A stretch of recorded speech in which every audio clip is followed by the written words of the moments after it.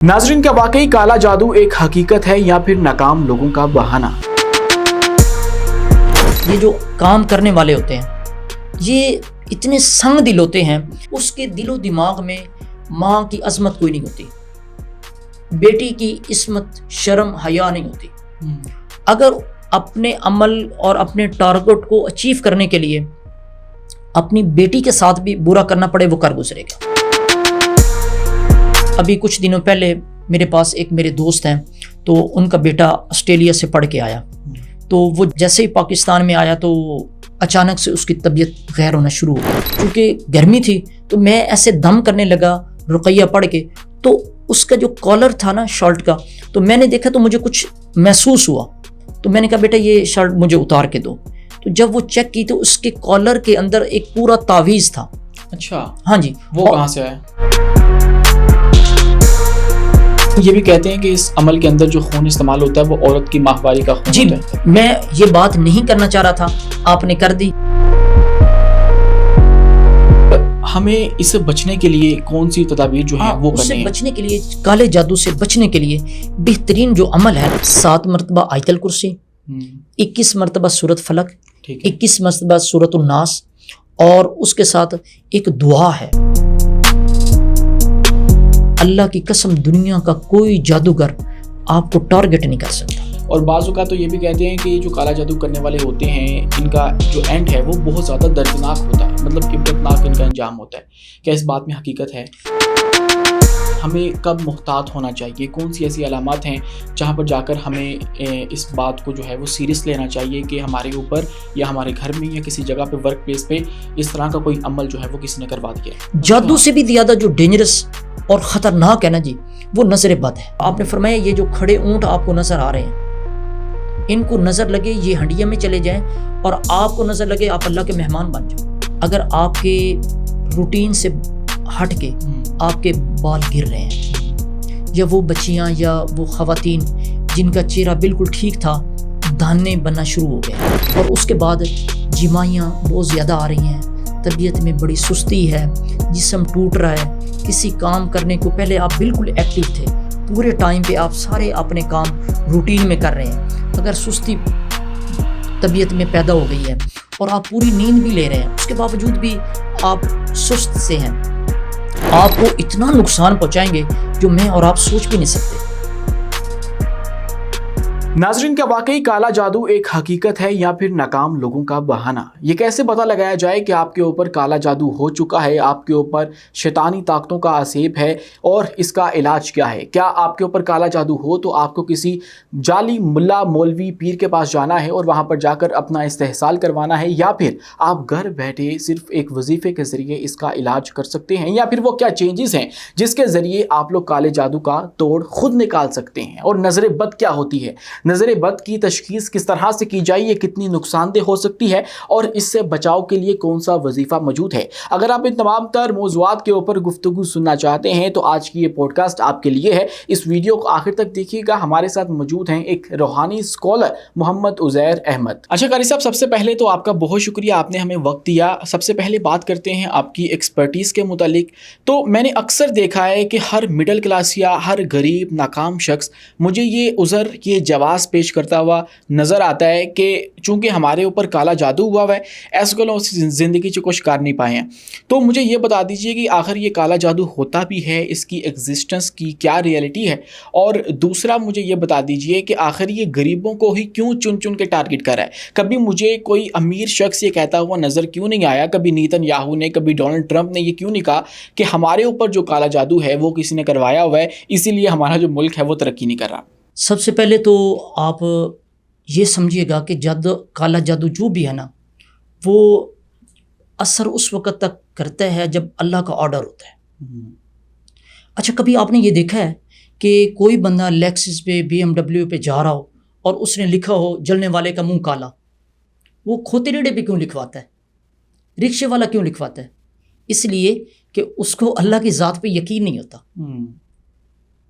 और दूसरा, जादू जो है ना, दुनिया की कोई ताकत अल्लाह की इजाज़त के अलावा कुछ भी नहीं कर सकती। मैं आपको एक बड़ा खूबसूरत वाक़या सुनाता हूँ। इमाम बुखारी ने, इमाम तिरमिज़ी ने, इमाम निसाई ने इसको नकल किया کہ ایک دفعہ نبی علیہ الصلوۃ والسلام نے، جو امام کائنات ہیں، وجہ کائنات ہیں، آپ نے اپنی خواہش کا اظہار جبرائیل سے کیا کہ جبرائیل آپ روزانہ ہمارے پاس کیوں نہیں آتے؟ اب دیکھیں نا، قرآن کریم میں 6666 آیات ہیں اور دوسری روایت میں اس سے کم ہیں، اور اس کے باوجود جبرائیل حضور علیہ الصلوۃ والسلام کی خدمت اقدس میں 24,000 مرتبہ آئے ہیں۔ ماشاءاللہ۔ تو آپ نے فرمایا کہ جبرائیل آپ روزانہ کیوں نہیں آتے؟ عرض کیا کہ اللہ کے محبوب میں کیا بتاؤں، دل تو میرا بھی چاہتا ہے، جو اطمینان سکون مجھے آپ کے قدمین شریفین میں ملتا ہے وہ مجھے سدرۃ المنتہا ڈرائنگ روم میں بھی وہ نہیں ملتا۔ میں کروں تو کروں کیا، مجھے اجازت نہیں ہے روزانہ آنے کی۔ اب جبرائیل اللہ کی اجازت کے بغیر اللہ کے محبوب کی خدمت میں آ نہیں سکتے، تو یہ کون جادوگر ہے جو فٹ باتھ پہ من و من مٹی پھانک رہا ہے؟ وہ کہہ رہا ہے جی 1 منٹ میں محبوب آپ کے قدموں میں۔ بالکل جھوٹ ہے، جادو کچھ بھی نہیں ہو سکتا۔ اگر جادو میں اتنی طاقت ہوتی تو آج پوری دنیا میں بڑے بڑے ایسے لوگ ہیں جو جادو کے ذریعے کائنات کا نظام بدل کروا سکتے تھے، چینج کرواتے، لیکن ایسا کچھ بھی نہیں ہے۔ یہ وہ لوگ نان پروفیشنل جعلی لوگ جو ہیں جنہوں نے اس چیز کا، روحانیت کا لبادہ اوڑھ کے لوگوں کو ڈر اور خوف بیچ رہے ہیں۔ ایسا کچھ بھی نہیں ہے۔ ہاں، اس کی حقیقت بھی ہے، اس سے انکار کوئی نہیں ہے، لیکن جو اس وقت پیش کیا جا رہا ہے وہ بالکل نہیں ہے۔ مطلب آپ کہنا چاہ رہے ہیں کہ جو کالا جادو اس وقت ہمیں بتایا جاتا ہے ہاں جی، وہ اس طرح سے نہیں ہے، بالکل جس نہیں کے ہے۔ ذریعے رشتے توڑوا دیے جاتے ہیں، گھروں کے اندر نچاکی جو ہے وہ دیکھنے کو ملتی ہے، کاروبار کے اندر مندی دیکھنے کو ملتی ہے، یہ اس طرح سے کام نہیں کرتا۔ دیکھیں، اس میں ہمیں پہلے تو اپنا روٹ کاز چیک کرنا چاہیے، اپنا کھرا دیکھنا چاہیے کہاں جا کے گم ہو رہا ہے۔ جب ہم اپنے کاروبار کو پورا ٹائم ہی نہیں دے رہے، ہماری پلاننگ ہی نہیں ہے، تو جب ہم اس کام اور اس فیلڈ کے ایکسپرٹ بھی نہیں ہیں۔ دیکھیں نا، اب جب ہم نے سائیکل سیکھنی ہوتی ہے تو سائیکل سیکھنے کے بعد سائیکل پرچیز کرتے ہیں، یہ چلاتے ہیں۔ گاڑی میں ہم ایسے نہیں بیٹھ جاتے، پہلے ہمیں سیکھنا پڑتا ہے، پھر اس کا ایک پروسیس ہے، لائسنس لیتے ہیں۔ ایسا تو نہیں ہے۔ جب ہم کوئی بھی کام بغیر پلاننگ کے کریں گے تو اس میں صاف ظاہر ہے مسائل تو آئیں گے۔ ہم اس مسائل کو، اپنی کمزوری کو، اپنی ناکامی کو جادو کا نام نہیں دے۔ یہ ہم اپنے دل کو تسلی دینے کے لیے، اپنی ناکامی کو چھپانے کے لیے جادو کا نام دے دیتے۔ اچھا، یہ جادو جو ہے ایڈیڈاس پہ کیوں نہیں ہوتا، پوما پہ کیوں نہیں ہوتا، نیکی پہ کیوں نہیں ہوتا، نیسلے پہ کیوں نہیں ہوتا؟ رکشے والے پہ جادو ہو جاتا ہے، مجھے آج سواریاں نہیں ملی ہیں۔ یہ چیز ہے۔ لیکن یہ ایک جگہ موجود تو ہے نا، بے شک کالا جادو اس طرح سے جو ہمیں بتایا جا رہا ہے، ہاں جی، وہ اگر اس کے سمٹمز ہیں، ہاں اگر جادو ہے تو اس کے سمٹمز ہیں، اس کی علامات ہیں، وہ آپ چیک کریں۔ اگر آپ کے اوپر آپ کے خدا نخواستہ کپڑے کٹتے ہیں یا پھٹتے ہیں، خون کے چھینٹے پڑتے ہیں، آپ کے گھر میں پانی کے چھینٹے پڑتے ہیں، اور آپ کو نفسیاتی مسائل کا آپ الجھ کے شکار ہو رہے ہیں، نفسیاتی مسائل کا آپ شکار ہیں، انزائٹی ہے، ڈپریشن ہے، سٹریس کا آپ شکار ہیں، اور آپ پراپر کسی اچھے ڈاکٹر کو بھی چیک کروا رہے ہیں، تو اگر وہ کہہ رہا ہے جی کوئی پرابلم نہیں ہے، تو پھر آپ کو دیکھنا پڑے گا۔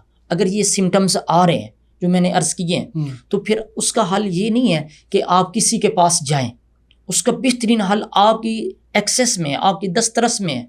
وہ کیا ہے کہ اللہ کے محبوب نے جادو سے ڈرایا نہیں ہے، آپ کو خوف نہیں دیا ہے، بلکہ بتایا ہے کہ آپ دن کے آغاز میں آیت الکرسی اور معوذتین، سورۃ فلق اور سورۃ الناس، آپ 11 دفعہ پڑھ کے اپنی ویکسینیشن کریں، اپنے اوپر دم کریں۔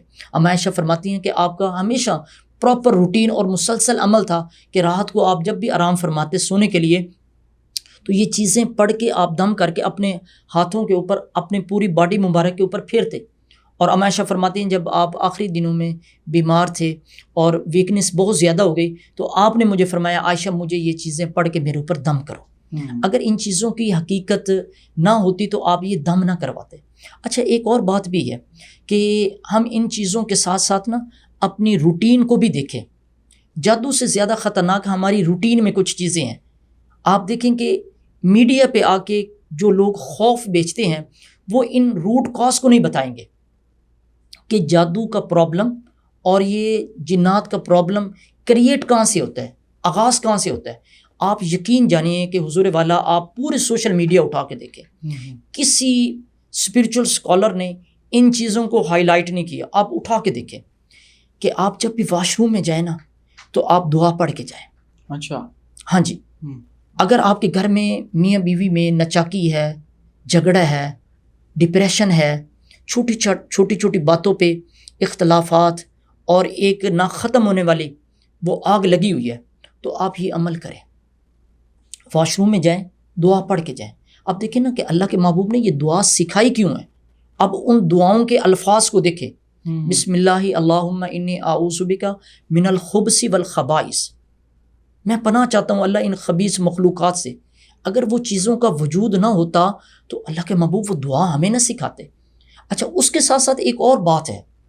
اب دیکھیں نا، آپ خدا نہ خواستہ کسی ہاسپٹل میں جاتے ہیں جس کو سڈن ہارٹ اٹیک ہوتا ہے یا بی پی شوٹ کر جاتا ہے، اس کے ساتھ سب سے پہلے فرسٹ ایڈ کیا ہوتی ہے؟ اس کی زبان کے نیچے میڈیسن رکھتے ہیں، وہ کنٹرول ہونا شروع ہوتا ہے. ہم جو برش کرتے ہیں وہ ہمارا کہاں ہوتا ہے؟ دانتوں میں، زبان میں نہیں، وہ ہوتا کہاں پہ ہے؟ اس کی پلیس کیا ہے، جگہ کون سی ہے؟ برش کرنے کی برش ہمارا کہاں پڑا ہوتا ہے؟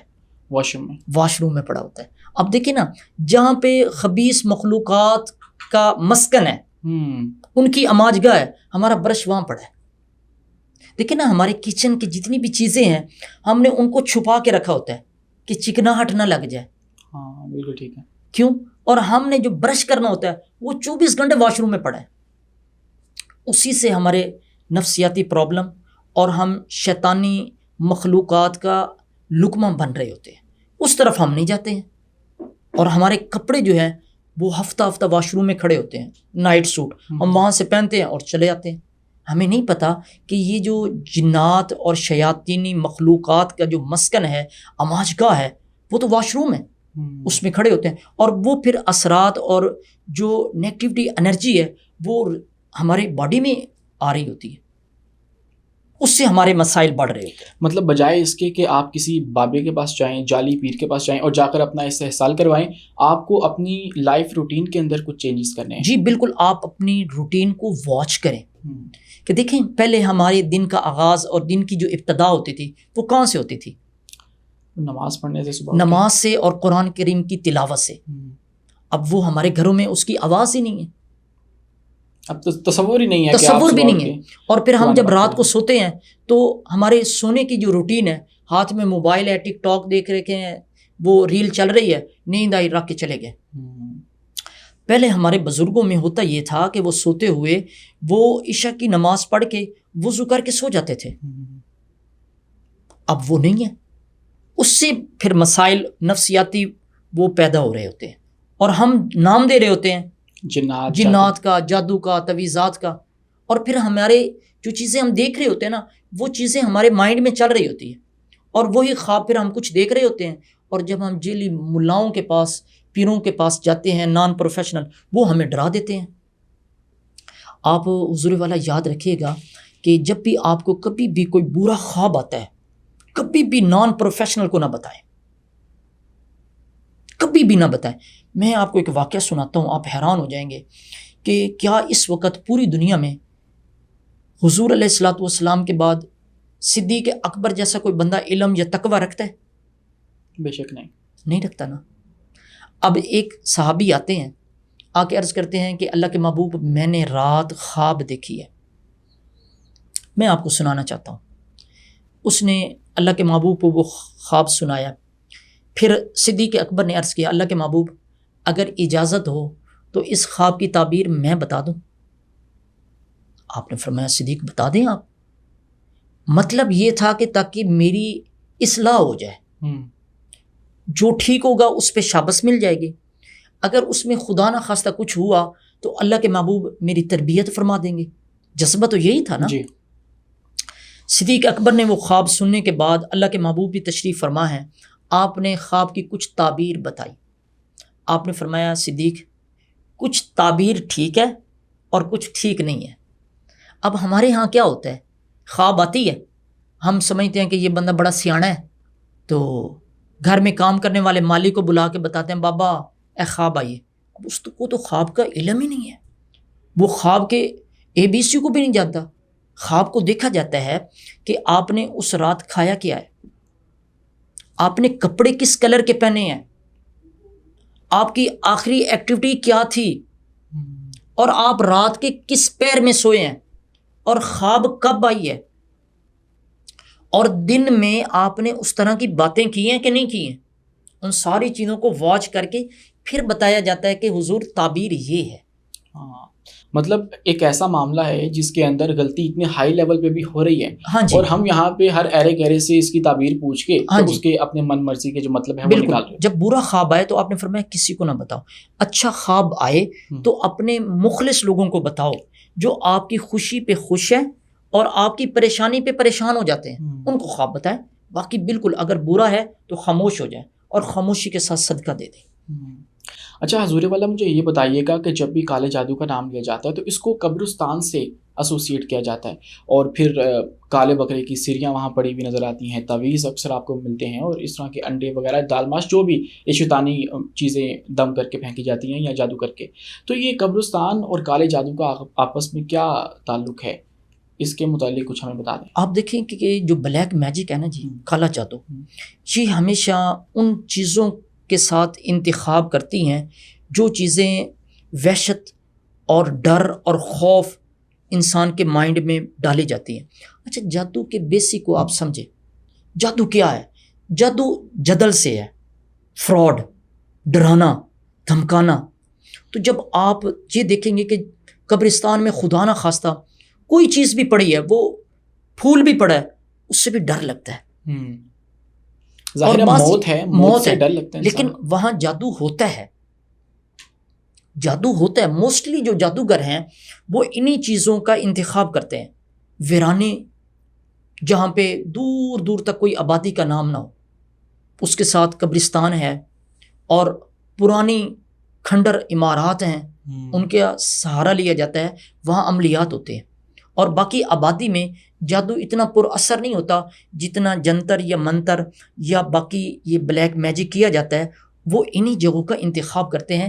اس سے چونکہ اس کی ریزن یہ ہوتی ہے کہ وہاں شیطانی چیزوں کی آماج گاہ اور کثرت زیادہ ہوتی ہے، کیونکہ ویرانہ ہوتا ہے. تو جی ویرانہ ہوتا ہے، لوگوں کو وہاں سے وحشت، ڈر اور خوف وہ دور سے نظر آتا ہے.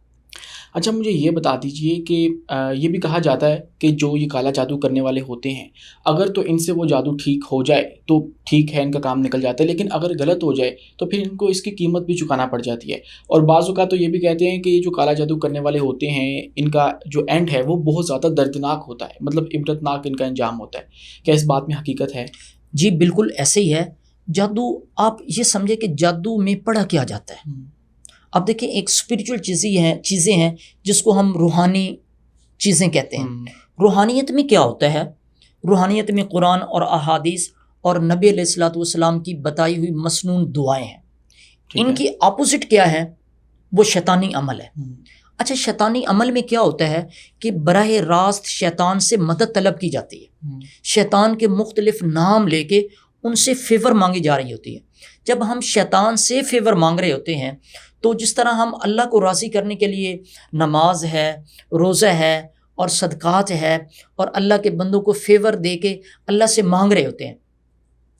جادو چونکہ یہ شیطانی عمل ہے تو پھر اس کا اپوزٹ یہ ہے کہ ہم شیطان کو خوش کرنے کے لیے ان کے نام لے کے اور پھر اس کے کام کر کے تاکہ شیطان خوش ہو اور شیطانی چیزوں کی مدد سے ہمارے کام پورے ہوں. اچھا، دوسرا آپ نے پوچھا کہ یہ جو کام کرنے والے ہوتے ہیں یہ اتنے سنگ دل ہوتے ہیں. یاد رکھیے گا کہ جادوگر جو سحر کرنے والا ہوتا ہے وہ تبھی اپنے عمل میں کامیاب اور مضبوط ہوتا ہے جب وہ ان سارے بیریئر کو کراس کر رہا ہوتا ہے. اس کے دل و دماغ میں ماں کی عظمت کوئی نہیں ہوتی، بیٹی کی عصمت، شرم، حیا نہیں ہوتی. اگر اپنے عمل اور اپنے ٹارگٹ کو اچیو کرنے کے لیے اپنی بیٹی کے ساتھ بھی برا کرنا پڑے وہ کر گزرے گا. محرم رشتوں کے ساتھ اس کو جو مرضی کرنا پڑے وہ دریغ نہیں کرے گا. چونکہ اس کا ٹارگٹ یہی ہے. مطلب شرم و حیا کے سارے پردے پھاڑ شرم و کے جو ہے حیا وہ اس نہیں، کام میں آتا ہے. وہ سارے شیطانی عمل کو اپنی لپیٹ میں لے لے گا، تب اس کا عمل جو ہے وہ پاورفل ہوگا. یہ چیزیں ہیں. اچھا مجھے یہ بتا دیجئے کہ آپ کے سامنے کوئی ایسا واقعہ آیا ہو جس کے بعد آپ حیران رہ گئے ہوں، کیونکہ آپ اس سارے معاملے کے اوپر دسترس رکھتے ہیں اور آپ کے پاس کچھ کیسز آتے بھی ہوں. میرے سامنے 20 مثالیں ایسی ہیں. ابھی کچھ دنوں پہلے میرے پاس ایک میرے دوست ہیں، تو ان کا بیٹا آسٹریلیا سے پڑھ کے آیا. تو وہ جیسے ہی پاکستان میں آیا تو اچانک سے اس کی طبیعت غیر ہونا شروع ہو گیا. وہ اسلام آباد ہاسپٹل میں لے گئے تو انہوں نے کہا جی ہمیں کوئی سمجھ نہیں آ رہی ہے. انہوں نے سارے ٹیسٹ کروائے، سارے سی ٹی اسکین MRI جو بھی تھا. اس کے بعد انہوں نے کہا جی وہ لاہور لے کے چلے گئے. لاہور والوں نے کہا کہ جی ہمیں کوئی چیز، اس کی رپورٹ ساری ٹھیک ہے. وہ میرے پاس لے کے آئے، میرے ایک دوست ہیں تو انہوں نے میرے پاس بھجوا دیا. تو اچانک اللہ تعالیٰ نے، یہ میرے نالج میں نہیں تھا کہ کبھی ایسا بھی ہو سکتا ہے. چونکہ گرمی تھی تو میں ایسے دم کرنے لگا رقیہ پڑھ کے، تو اس کا جو کالر تھا نا شرٹ کا، تو میں نے دیکھا تو مجھے کچھ محسوس ہوا. تو میں نے کہا بیٹا یہ شرٹ مجھے اتار کے دو. تو جب وہ چیک کی تو اس کے کالر کے اندر ایک پورا تعویذ تھا. اچھا ہاں جی. وہ کہاں سے آیا؟ وہ جس نے اس کو گفٹ کی نا شرٹ، اس نے وہ تعویذ لکھوا کے وہ سارا عمل کروا کے دی. اچھا حضور والا، پھر وہ جو تعویذ تھا وہ بلڈ کے ساتھ لکھا ہوا تھا، اور وہ بلڈ بھی ٹھیک نہیں تھا. اب وہ بلڈ میں کیسے بتاؤں، میں اس کو ایکسپلین نہیں کر سکتا. وہ بلڈ تھا، اس کے ساتھ وہ عمل لکھا ہوا. جیسے وہ اتارا اور دم کیا، رقیہ کی، تو اس کے بعد وہ فوراً سے ٹھیک ہو گیا. نہیں، یہ بھی کہتے ہیں کہ اس عمل کے اندر جو خون استعمال ہوتا ہے وہ عورت کی ماہواری کا خون جی ہوتا ہے. میں یہ بات نہیں کرنا چاہ رہا تھا، آپ نے کر دی. تو چونکہ یہ ہمارا پوڈ کاسٹ جو ہے، ہماری گفتگو بیٹیاں بھی سنیں گی، بہنیں بھی سنیں گی. ان کے لیے یہ اچھی بات ہے کہ ان کو احتیاط کرنے کی ضرورت ہے، محتاط رہنا ہوگا. بالکل. اپنے کپڑے، میں اپنی بہنوں کو، بچیوں کو یہ کہتا ہوں کہ اپنے پرانے کپڑے وہ اپنی انڈر گارمنٹس کسی کو بھی نہ دے، ویسٹ کر دے، کسی کو نہ دے. یہ اتنا جس انوائرمنٹ میں یا جس دور میں میں اور آپ گزر رہے ہیں انتہائی بھیانک ہے. اپنے بچوں کے کپڑے وہ ایسے لوگوں کو بالکل نہ دے جن کے بارے میں 1% بھی شائبہ ہو کہ یہ میرے سے حسد اور جیلس فیل کرتے. وہ آپ کو اتنا نقصان پہنچائیں گے جو میں اور آپ سوچ بھی نہیں سکتے. اچھا ایک ایسا کیس جیسے آپ بتا رہے ہیں، میرا ایک دوست تھا جو کہ اب ہمارے ساتھ اس دنیا میں موجود نہیں ہے، اس کے ساتھ بھی کچھ ایسا ہی واقعہ رونما ہوا. اس کو کینسر ڈائگنوز ہوا، لیکن اس کا علاج پھر نہیں ہو سکا. مطلب وہ اتنی دیر تک مختلف بابوں کے پاس جاتے رہے، ادھر ادھر گھومتے رہے، لیکن ان کو پتہ نہیں لگ سکا کہ آخر مسئلہ ہے کیا. پھر ڈاکٹرز کے پاس گئے، پھر ایٹ دی اینڈ جا کر ان کو کسی نے بتایا کہ آپ کے اوپر کالا جادو ہوا ہوا ہے، لیکن پھر کہتے ہیں کہ تب تک جو وقت ہے وہ گزر چکا تھا. تو میں یہ پوچھنا چاہ رہا ہوں کہ ہمیں کب محتاط ہونا چاہیے، کون سی ایسی علامات ہیں جہاں پر جا کر ہمیں اس بات کو جو ہے وہ سیریس لینا چاہیے کہ ہمارے اوپر یا ہمارے گھر میں یا کسی جگہ پہ، ورک پلیس پہ اس طرح کا کوئی عمل جو ہے وہ کسی نے کروا دیا ہے. اچھا پہلے تو آپ نا یہ سوچئے گا کہ جادو اتنا خطرناک نہیں ہے جتنے ہم ڈرے ہوئے اور سہمے ہوئے ہیں، اور جتنا نان پروفیشنل لوگوں نے ہمیں خوف بیچ دیا ہوا ہے.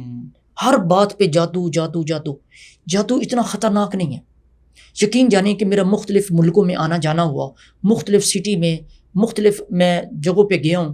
مجھے یقین جانیں کہ بہت مشکل پتہ چلا ہے کہ یہ صحیح معنوں میں جادوگر ہے، ورنہ سارے فراڈی ہیں جن کو جادو کی ABC کا بھی نہیں پتہ. جادو سے بھی زیادہ جو ڈینجرس اور خطرناک ہے نا جی، وہ نظر بد ہے. نبی علیہ الصلوۃ والسلام نے صحابہ کو جادو سے نہیں ڈرایا، اگر ڈرایا ہے تو وہ نظر بد سے ڈرایا ہے. نظر بد کے بارے میں آپ نے فرمایا کہ میری امت میں تقدیر کے بعد سب سے زیادہ جو لوگ مریں گے وہ نظر سے مریں گے. اور آپ نے فرمایا یہ جو کھڑے اونٹ آپ کو نظر آ رہے ہیں، ان کو نظر لگے یہ ہنڈیا میں چلے جائیں، اور آپ کو نظر لگے آپ اللہ کے مہمان بن جائیں. ہمارے معاشرے میں نظر بد کا شکار ہم اتنا جلدی کیوں ہو رہے ہیں؟ اس کی ریزن ہے کہ ہم چھوٹی چھوٹی باتوں کو، جو ہماری نجی لائف ہوتی ہے، ہم کہیں آ رہے ہیں، کہیں جا رہے ہیں، کہیں کھانا کھا رہے ہیں، تو وہ ساری چیزیں کیپچر کر کے ہم سوشل میڈیا پہ پھینک رہے ہیں. اب مجھے نہیں پتا کہ جو بندہ میری ٹک ٹاک، میری فیس بک یا میرا انسٹاگرام یا میرا اسٹیٹس دیکھ رہا ہے، کیا وہ میرے بارے میں کیا اپنے اندر جذبات رکھتا ہے. اس نے تو لکھ کے دیا واو یا ماشاء اللہ یا فلاور، یا اس نے دل بھیج دیا. سوشل میڈیا پوسٹ سے بھی یہ سارا کام ہو سکتا ہے. یہ بہت خطرناک ہے. اپنے بچوں کی جو نجی لائف ہے اس کو سوشل میڈیا پہ نہ لائیں. میرے پاس ایک دوست ہے, وہ مریض سے چلے ہیں, مریض سے چلتے ہوئے انہوں نے مجھے فون کیا کہ ہم آپ کے پاس آ رہے ہیں. مری میں انہوں نے کھانا وانا کھایا, وہی ویڈیو بچوں کی بنا کے انہوں نے اسٹیٹس پہ اور فیس بک پہ بلاں پہ لگا دی. جیلم کے نزدیک ایکسیڈنٹ ہوا, وہ بچہ جس کی ویڈیو بنی ہوئی تھی وہ اس کی ڈیتھ ہو گئی. نظر بد. نظر کے بعد نظر جو ہے یہ فوراً آنکھ جھپکنے کی مقدار میں آپ کو افیکٹڈ کر سکتی ہے. اچھا قاری صاحب, نظر بد پر تو آئیں گے, لیکن اس سے پہلے میں چاہتا ہوں کہ آپ کالے جادو والا جو ٹاپک ہے اس کو ایک دفعہ کنکلیوڈ کرتے ہیں. اب ہمیں اس سے بچنے کے لیے کون سی تدابیر جو ہیں وہ اس سے کرنی ہیں؟ بچنے کے لیے, کالے جادو سے بچنے کے لیے بہترین جو عمل ہے نا, جو آپ کی ویکسینیشن ہے, آپ کو جو پروٹیکشن اور آپ کو جس امبریلے کے نیچے آپ کو سکون ملے گا, وہ مسنون اذکار ہے. ٹھیک ہے. آپ ایک عمل کریں اپنی زندگی میں, ایک روٹین میں اس کو لے آئیں. جیسے ہم کھانا کھاتے ہیں نا, جیسے اس کے لیے ہم کھانے کے بغیر نہیں رہ سکتے, اسی طرح آپ صبح اور شام مسنون اذکار 7 مرتبہ آیت الکرسی, 21 مرتبہ سورۃ فلق, 21 مرتبہ سورۃ الناس, اور اس کے ساتھ ایک دعا ہے, اعوذ بکلمات اللہ التامات من شر ما خلق, بسم اللہ الذی لا یضر مع اسمہ شیء فی الارض ولا فی السماء وہو السمیع العلیم. یہ پڑھ کے اپنے اوپر دم کریں, بچوں کو بھی دم کریں, اور یہ آپ اپنی روٹین کا حصہ بنائیں. کھانا بھلے آپ کو نہ ملے کھانے کے لیے, لیکن ان چیزوں کا آپ سہارا لیں. اللہ کی قسم دنیا کا کوئی جادوگر آپ کو ٹارگٹ نہیں کر سکتا. ٹھیک ہے, یہ تو وہ سولوشن ہو گیا جو کہ ہم نے پہلے اس سارے عمل کے اپنی احتیاط کے لیے اپنانا ہے. جی جی. لیکن وہ لوگ جو کہ اس وقت بہت زیادہ پریشان ہیں, ان کے اوپر یہ عمل ہو چکا ہے, اگر وہ جادو سے افیکٹڈ ہو گئے تو اس کے لیے بھی یہی عمل ہے. آپ ایک کام کریں, جس کو جادو کی میں نے جو علامات بتائی ہیں, آپ ان علامات کو آئینے میں دیکھیں.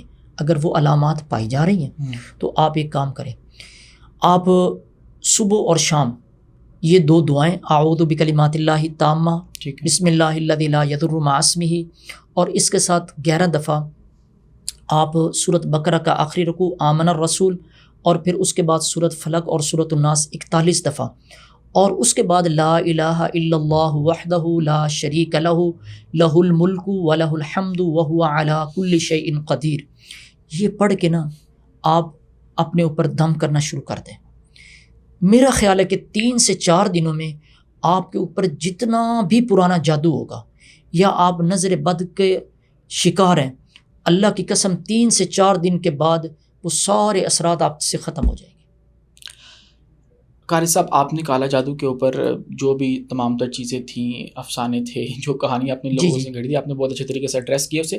لیکن اب نظر بد کے متعلق بھی آپ نے کچھ احتیاطی تدابیر جو ہیں وہ بتانی ہے ہماری عوام کو, کیونکہ ذرا سا کچھ ہوتا ہے, کچھ برا کام ہو جاتا ہے ہمارے پاس, کاروبار کے اندر کچھ نقصان ہوتا ہے یا ویسے ناکامی ہوتی ہے, تو ہم اس سارے ملبے کو بھی نظر بد کے اوپر ڈال دیتے ہیں کہ بھائی نظر لگی ہے تو ہم سے ہو نہیں سکا.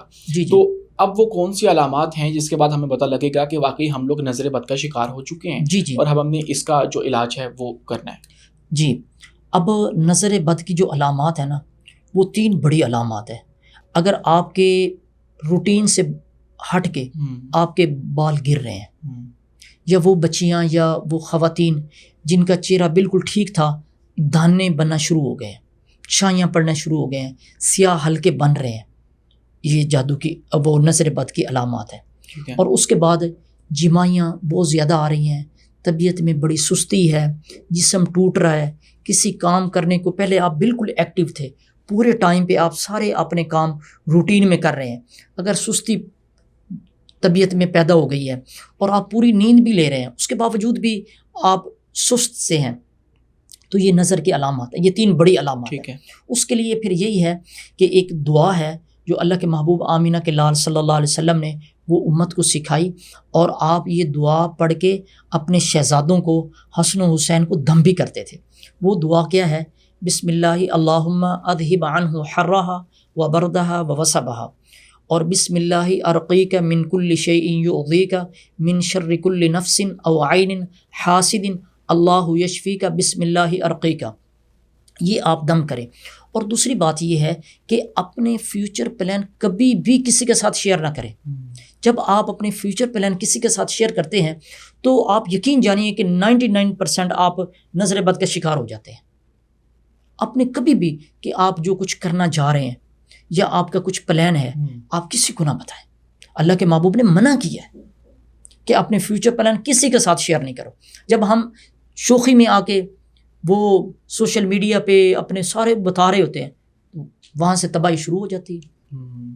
اور اس کے ساتھ ساتھ آپ اپنی چیزیں جو ہے نا وہ کسی کے ساتھ شیئر نہیں کریں. اب صرف نظر جو ہے نا وہ انسانوں کو نہیں جانوروں کو بھی لگ جاتی ہے, باقی ہماری چیزوں کو بھی لگ جاتی ہے. اچھا یہ بات بھی یاد رکھیے گا کہ بعض اوقات ہم سمجھتے ہیں کہ مجھے فلاں بندے نے دیکھا ہے, جنات کی بھی نظر لگ جاتی ہے. اچھا ہاں جی, تو اس کے لیے کیا کیا جائے؟ وہ تو ہم کنٹرول نہیں کر سکتے, آپ کنٹرول نہیں کر ہمارے سکتے, آس پاس ہمیں پتہ بھی نہیں یہاں بیٹھے ہیں. ہاں جی, تو اس کے لیے بہترین حل یہ ہے کہ آپ مسنون اذکار کا سہارا لیں. صبح شام ان دعاؤں کے ویکسینیشن اپنے اوپر لگاتے رہیں تو انشاءاللہ آپ نظر بد کا شکار نہیں ہوں گے, نہ نظر بد کا نہ جادو کا. اچھا قاری صاحب, آپ چونکہ ایک مسجد میں امام بھی ہیں اور اس پیشے سے وابستہ ہیں, تو آپ سے ایک سوال میں یہ بھی کرنا چاہوں گا کہ ریسنٹلی ایک فیصلہ کیا گیا ہے ہمارے حکام کی جانب سے, پنجاب گورنمنٹ کی جانب سے, اور اس کے اندر یہ تھا کہ تمام جو امام مسجد ہیں ان کو 25-25 ہزار روپیہ دیا جائے گا معاوضے کے طور پہ. اور اس کے بعد پھر ہم نے دیکھا کہ آپ کے ہی طبقے کے لوگوں نے بہت زیادہ تنقید بھی اس کے اوپر کی ہے کہ اس سے جو ان کی آزادی ہے وہ سلب ہوگی, اس سے پھر ان کی جو آزادی اظہار رائے ہے وہ متاثر ہونے جا رہی ہے, مطلب ایک طرح سے ان کو کنٹرول کر لیا گیا ہے. تو واٹس یور اوپینین آن دس؟ پہلی تو بات یہ ہے کہ میں بحیثیت ایک پاکستانی میں مریم نواز صاحبہ سے ریکویسٹ کروں گا کہ یہ جو اماؤنٹ ہے یہ بڑی تھوڑی ہے, اس سے 25,000 روپے میں یہ نہیں ہوا. اور دوسری بات یہ ہے کہ امامت کا ایک بڑا اونچا منصب ہے, اس کا احترام. اب دیکھیں نا یہاں پہ سترے پنجاب میں جو سویپر ہے اس کی کتنی سیلری ہے؟ اس سے زیادہ میرے خیال سے جو منیمم ویج اس وقت چل رہی ہے وہ بھی اس سے کوئی 20,000 زیادہ ہے. جی بالکل ایسے ہی ہے. اور دوسری بات یہ ہے کہ یہ ان کے سٹیٹس اور منصب کے خلاف ہے. دوسری بات آپ نے فرمائی کہ ان کو وہ آزادی ان کی سلب کی جا رہی ہے. پہلے تو ہم دیکھیں نا ہمارے سوسائٹی اور معاشرے میں آزادی سلب نہیں ہو رہی. ہمارے افواج پاکستان کا ادارہ دیکھیں, وہاں پہ بھی مختلف مکتبہ فکر کے مختلف ملٹیپل اسکول آف تھاٹ کے لوگ وہاں پہ ہیں. کبھی وہاں پہ کوئی لڑائی جھگڑا فساد, کوئی مناظرہ, کوئی مباحثہ, کوئی ڈبیٹ نہیں ہوئی مسئلے کی. ادھر کیوں ہوتی ہے؟ اس کی وجہ یہ ہوتی ہے کہ ہماری مسجدوں کے ائمہ آپ ان کو واچ کریں تو ان میں جس طرح ہمارے یہاں پاکستان میں ڈاکٹروں کو چیک کیا جاتا ہے کہ ان کی ڈگری جینون ہے, یہ کہاں سے پڑھے ہیں, ان کی کیا کوالیفیکیشن ہے, ان کو واچ کیا جاتا ہے. ان کا ایک پورا ادارہ ہے جو اس کو دیکھتا ہے. ہماری مسجدوں میں ایسا نہیں ہے. جو بیچارہ مڈل پاس ہوتا ہے, میٹرک پاس ہوتا ہے, اس کو کہتے ہیں چل تجھے کچھ بولنا آ گیا ہے, تو کچھ دن فلاں کے ساتھ رہا ہے, اس نے داڑھی رکھ لی, پگڑی پہن لی, اور وہ امام اور خطیب, وہ پھر دین کا, مسلک کا اور ہماری سوسائٹی کا وہ دھجیاں اڑا کے رکھ دیتا ہے. اس کے لیے بھی ایک کرائٹیریا ہونا چاہیے کہ جو ہمارا امام ہے, ہمارا جو رہنما ہے, ہمارا جو مربی ہے, ہمارے بچوں کو وہ کیا دے رہا ہے. لیکن قاری صاحب اس سے یہ بھی تو ہے نا کہ یہ مسائل تو اپنی جگہ موجود ہیں جی, لیکن جب آپ ایک امام یا خطیب کو 25,000 دے رہے ہیں اور اسے بتا رہے ہیں کہ تم نے اپنی یہ والی لمٹ کراس نہیں کرنی, تو آزادی اظہار رائے کا مسئلہ تو آ رہا ہے نا وہاں پہ. نہیں, وہ آزادی اظہار نہیں ہے. آپ دیکھیں نا ہر ملک کے اپنے اصول و قانون اور ضابطے ہوتے ہیں. یہی چیز کیا سعودیہ میں ہمیں دین کہاں سے ملا؟ مکہ مکرمہ مدینہ پاک سے ملا. کیا مکہ مکرمہ اور مدینہ پاک کے ائمہ سے ہم زیادہ پاورفل ہو گئے؟ جب پوری دنیا ان کو دیکھتی ہے, جب ان کے پاس ایک پورا لٹریچر آتا ہے, پورا ایک خطبہ آتا ہے کہ اس سے آپ نے کراس نہیں کرنا, تو اس میں آزادی کون سی ہے؟ آپ نے جب بات ہی اللہ اور اللہ کے رسول کی کرنی ہے. اچھا یہ آزادی جو ہے یہ ہم باقی اداروں کو کیوں نہیں بتاتے ہیں؟ محکمہ اوقاف کے خطیب یہ کیوں نہیں بات کرتے؟ فوج کیوں نہیں کرتی؟ ان کو بھی تو یہ دی جا رہی ہے. ادھر آزادی آپ کی دو پہ لگا جاتی ہے, اس لیے کہ یہاں پہ صرف آپ اپنے ساتھ لوگ لگانے کے لیے یہ ساری چیزیں کر رہے ہیں. قاری صاحب میں یہ کہنا چاہ رہا ہوں کہ اب دور جو ہے وہ بدل چکا ہے. ہم نے اسلام لینا ہے نبی کریم کے دور سے. جی, وہاں پہ جب وہ وقت تھا تو تب جو حکمران ہیں وہی مسجد کا خطیب بھی ہوتا تھا وہاں پہ، مسجد جمعے کے جو خطبہ ہے وہ دیا کرتا تھا، اور جی جو اسلامی فیصلے ہیں، جو عسکری فیصلے ہیں، سیاسی فیصلے ہیں، جی اس کا جو اوریجن ہے وہ مسجد تصور ہوا کرتا تھا، یہ ہم نے دیکھا۔ بالکل ایسے لیکن اب یہاں پر جب امام مسجد کو ہم لوگ اتنا پاورفل نہیں کریں گے کہ وہ اگر کچھ غلط ہو رہا ہے معاشرے کے اندر اس کو ایڈریس کر سکے، اور اگر وہ غلط طاقتور لوگ آپ کے حکام ہی کر رہے ہیں اس کے خلاف اگر وہ نہیں بول سکتا تو پھر اس کی آزادی تو نہیں نہ رہی، ہم نے اس کو بھی ایک طرح سے قید تو کر دیا ہے۔ دیکھیں یہ ایک دو چیزیں آپ نے مکس کر دی ہیں۔ آپ پہلے یہ دیکھیں کہ اس وقت جو حکومت کس کی ہوتی تھی، اس وقت اسلامی حکومت ہوتی تھی۔ جی، اب کلیم تو ہم ابھی بھی یہی کرتے ہیں کہ اسلامی حکومت، اب یہ اسلامی حکومت نہیں ہے۔ جی، کبھی بھی پاکستان نے یہ نہیں کہا کہ یہ اسلامی حکومت ہے۔ اسلامی ملک تو ہے، اسلامی ملک ہے، لیکن اسلامی حکومت کبھی بھی نہ ہم نے کہا، نہ حکمران کہتے ہیں کہ اسلامی حکومت نہیں ہے۔ دوسری بات یہ ہے کہ یہاں پہ ہر ادارے کی ایک ذمہ داری ہے۔ اب پولیس کی ذمہ داری میں نہیں لے سکتا، فوج پولیس کی نہیں لے سکتا، پولیس وابڈا کی نہیں لے سکتا، وابڈا پیرا فورس کی نہیں لے سکتا۔ اب ہر ادارے کی اپنی اپنی ایک ذمہ داری ہے۔ ہماری ایک ذمہ داری ہے کہ ہم لوگوں کو دین پہنچائیں، اور وہ دین جس کے اندر فرقہ واریت نہ ہو، لوگوں کی دل آزاری کا سبب نہ ہو، دوسروں کے مسلک کو، دوسروں کے دین ریلیجیس کو ہم ٹارگٹ نہ کریں۔ آپ کی بات بالکل ٹھیک ہے۔ اچھا قاری صاحب، مجھے یہ بتائیے گا کہ میں نے اکثر دیکھا ہے کہ بعض مساجد کے اندر جو نماز کے اوقات کی پابندی ہے وہ اس طرح سے فالو نہیں کی جاتی ہے۔ جو خطیب ہے وہ اگر 2-4 نمازیوں کو مسجد میں آتا ہوا دیکھتا ہے تو وہ اپنی تقریر کو لمبا کر دیتا ہے، اور پھر وہ تقریر مزید جو بہت سے لوگ ہیں ان کا وقت ضائع کرتی ہے۔ تو اس سارے معاملے کو آپ کس طرح سے دیکھتے ہیں؟ جی بالکل، آپ نے دیکھا ہوگا کہ ہماری جتنی بھی مساجد ہیں ان کے جو وال کلاک ہیں، گھڑیاں لگی ہوئی ہیں، یا محراب کے ساتھ جو ٹائم اوقات ہیں، ان کے اوپر ایک قرآن کریم کی آیت ہے، ان الصلاۃ کانت علی المؤمنین کتابا موقوتا، کہ نمازوں کے اوقات اللہ نے آپ کے لیے مقرر کر دیے۔ اب جیسے ہمارے ہاں مساجد میں لکھا ہوتا ہے کہ جمعہ 1 بجے ہے، 1:30 بجے ہے، تو وہ 1:30 بجے ہے تو وہ 1:30 بجے ہی ہو۔ اب ہوتا کیا ہے کہ اب وہ مسجد جو ہے وہ پبلک ایریا میں ہے، روڈ کے اوپر ہے۔ اب کوئی بندہ ڈاکٹر کے پاس جا رہا ہے فیملی کے ساتھ، کوئی بندہ کسی مجبوری میں فلاں جگہ پہ جنازہ پڑھنے جا رہا ہے، اس نے ٹائم دیکھا کہ 1:30 بجے ہے، میں نے جنازے پہ 2 بجے پہنچنا ہے، ڈاکٹر کے پاس میں نے 2 بجے اپوائنٹمنٹ لی ہے، تو میں یہاں جمعہ پڑھ کے تو آگے نکل جاؤں گا۔ اب وہاں پہ 1:30 بجے ہے لیکن جمعہ 2:15 بجے ہو رہا ہے۔ دیکھیں نا، ہم ممبر پہ بیٹھ کے اس آیت کی کیا دھجیاں اڑا رہے ہیں۔ اور پھر دوسری بات یہ ہے کہ حدیث پاک میں آتا ہے وَأَوْفُوا بِالْعَهْدِ، ان العہد، یہ قرآن کریم کی آیت ہے، تو لا دین لمن لا عہد لہ، فرمایا کہ جو بندہ وعدے کی پاسداری نہیں کرتا اس کا کوئی دین نہیں ہے، اس کا ایمان کوئی نہیں ہے۔ ہم قرآن کا بھی انکار کر رہے ہوتے ہیں، اور وہ اچھا پھر ایک اور بات بھی ہے کہ ہم جب وہ لوگ نماز جمعے کے لیے آئے بیٹھے ہوتے ہیں نا، تو 1:30 بجے کا جو ٹائم ہے، ہم جب 2 بجے 2:15 2:30 پہ لے جاتے ہیں، جو لوگ ان کی پریشانیاں ہیں، جو ان کی جو فیلنگ ہوتی ہے، ہم ان کے جذبات کے ساتھ کھیل رہے ہوتے ہیں۔ اب اس بیچاری بچی کا کیا قصور ہے جو گاڑی میں بیٹھ کے 1 گھنٹہ ویٹ کر رہی ہے؟ اس بیچارے کا کیا قصور ہے جو جس نے ٹوکن لیا ہوا ہے ڈاکٹر کے پاس، وہ بیچارہ وہاں دھکے کھا رہا ہے، اس کا ٹائم اور اس کا ٹوکن مس ہو گیا ہوتا ہے، کینسل ہو گیا ہوتا ہے کہ آپ تھے نہیں، وہ بیچارہ پھر پریشان ہو رہا ہوتا ہے۔ یہ بالکل ٹھیک نہیں ہے۔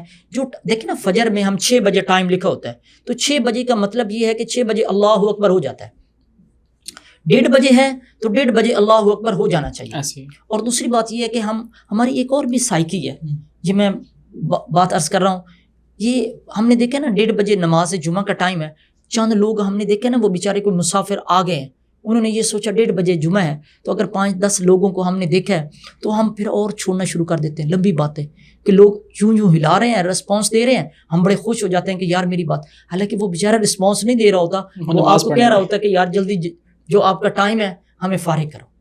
ہمیں اس بات کی ایک ٹائم کی جو اہمیت ہے اس کو سمجھنا چاہیے۔